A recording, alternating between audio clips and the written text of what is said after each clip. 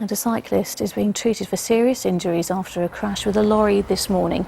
The woman, thought to be in her 20s, was treated by paramedics at the scene near Blackfriars Bridge before she was taken to hospital. She's now in a stable condition.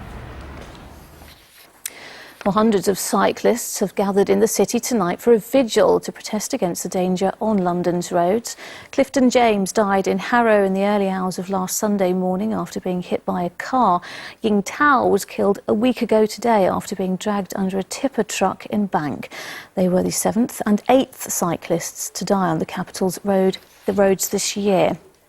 Well, Sharon Thomas is at the protest for us. Sharon, what do people there want?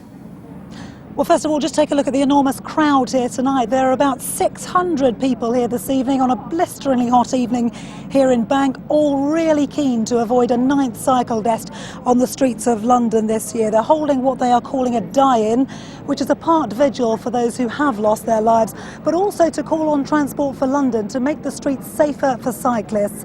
Now, it was a week ago today that the latest victim was killed right here on this junction. She was called Ying. She was 26 years of age, recently married, a Cambridge graduate. In fact, her parents are here this evening. They've just come directly from her funeral. She was an only child. Of course, they are devastated.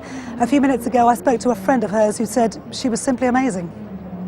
She likes cycling, but she actually told us that how dangerous it is to cycle in London, and she's always fully equipped. She has all the lights and she just follow the rules, and she tried her very, very best. Yeah, we still lose her, so it's very sad.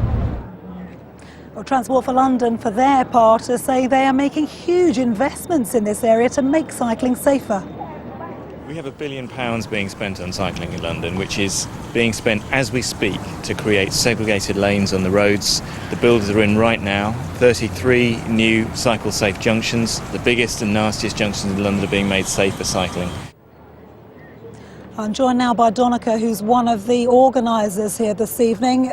£1 billion, is that enough for you, for what you want to see done? These cyclists are lying down the road right now, sending out a silent, dignified roar to Transport for London, the Corporation of London. We want 10% of the budget, transport budget, spent by 2020. At the moment, it's a pathetic 1%. And so therefore, when TfL says it's £1 billion, that's 10 years multiplied by 80 million. It's 500 million for just one tube station. The cyclists deserve real investment. How hopeful are you, briefly? Pardon? How hopeful are you, briefly? We believe actually that the momentum is now absolutely unstoppable. You can hear the roar from Londoners. We want a peaceful cycling revolution now. It's too late for the excuses. Okay, many thanks, Donica. Well, as you heard it, you can hear the roar from London here tonight. All of these people really keen to avoid any more deaths of cyclists on the streets of London.